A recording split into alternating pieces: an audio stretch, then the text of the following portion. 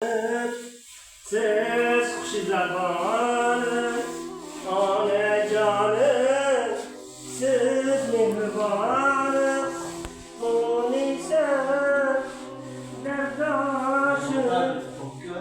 Ya, qo'shiq ketdimi? Assalomu alaykum. Yaxshimisiz?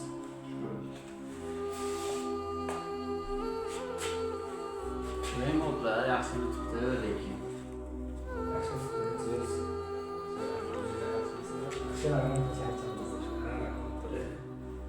Men o'ylaganimdan ham lekin chiroyli chiqdi modlar lekin.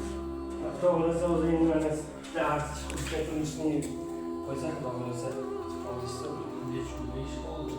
avval bilan bo'lmasa bir kunda chiqib qoladi.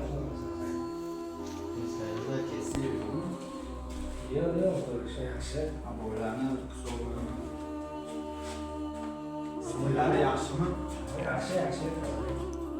Bitta ko'raman ekan. Agar stillar qo'limiz bo'ladigan bo'lsa, Adam bitta so'rash bo'ladida, mana ishimizdan qoldi, bir kun ish qoldi. Shu desak, kelganimizga bir oydan oshib qoldi. Unga hali fuzyon etganimiz yo'q. Shunga agar mana siz fuzyon ishimiz kerak. Shu bilan sizga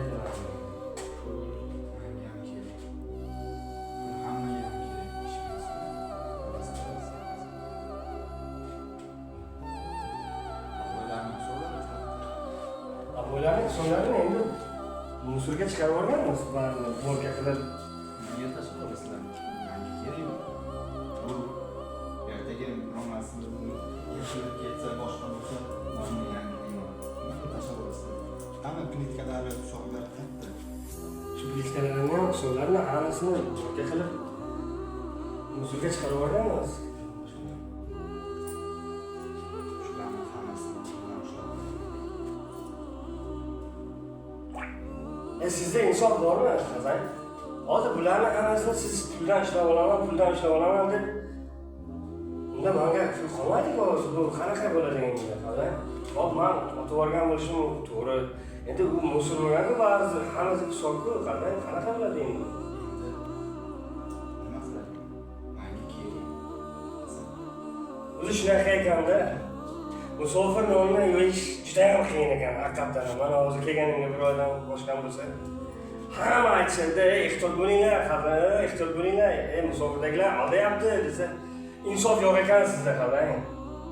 Bir oydan beri mana shunda ishlayapman, bir og'iz gapirmasam.